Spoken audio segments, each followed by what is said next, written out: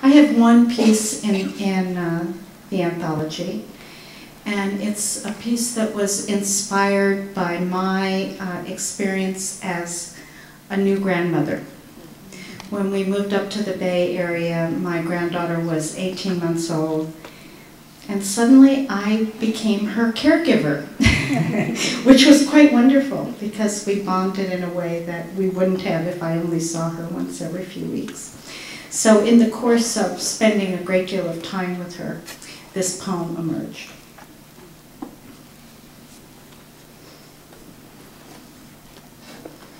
The name of it is Transcendence for Naomi.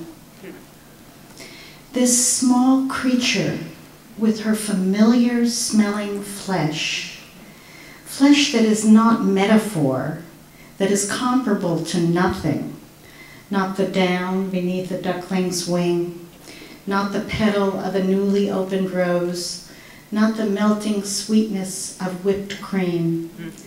This small creature with her 5 strong fingers grasping at my one, tugs at me like the moon, calling forth a spring tide of love and blood and bliss.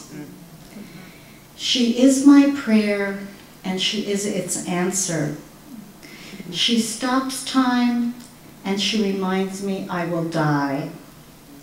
We laugh together, and somewhere underneath the laughter, I grieve to know that she will suffer and I cannot protect her. I invite her to watch the ladybug flaunting red wings on a bamboo stalk. I invite her to count 9 ducklings trailing their mother on the rippling lake. She invites me to imagine the unimaginable world she will inhabit without me. Thank you. Last December, I don't know that I could have imagined this moment. Last December, our beloved Nancy Grace was almost floated away to another realm. And the way she puts it is she came back so she could come and be with all of us.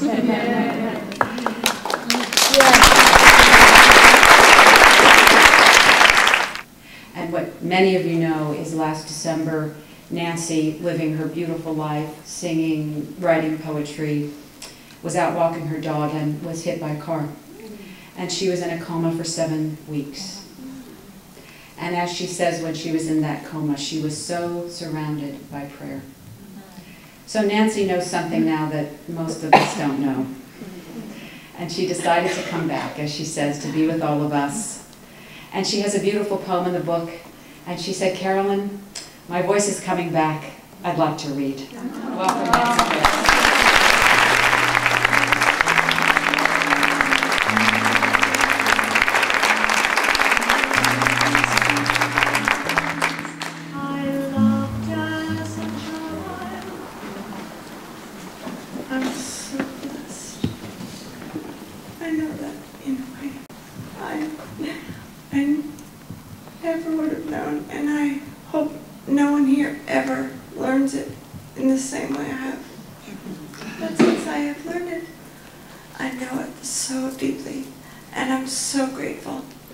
I'm so grateful for the blessings that I've received, and to be among these women, and to be among all of you.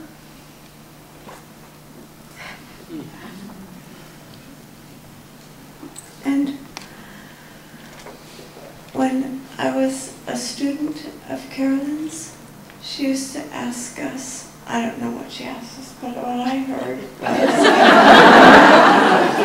was, just dig deeper. Just dig deeper and know who you really are. And never, okay. And I used what I found when I did teach. And I've needed it every little bit. And I wrote this poem, and It's in the book. It's called A Poem, but I've named it I'm Alive. What if I was innocent and everything I touched became more lovely? What if I chose colors to please me, and when I went walking, every green and glorious thing was a dear part of my own self? What if I could only make more beauty here, and the blue and the gray sky that hawks fly through was my wide open freedom, and the warmth of the sun, all mine. And if I'm seen, it will be the firelight and the birdsong that I am.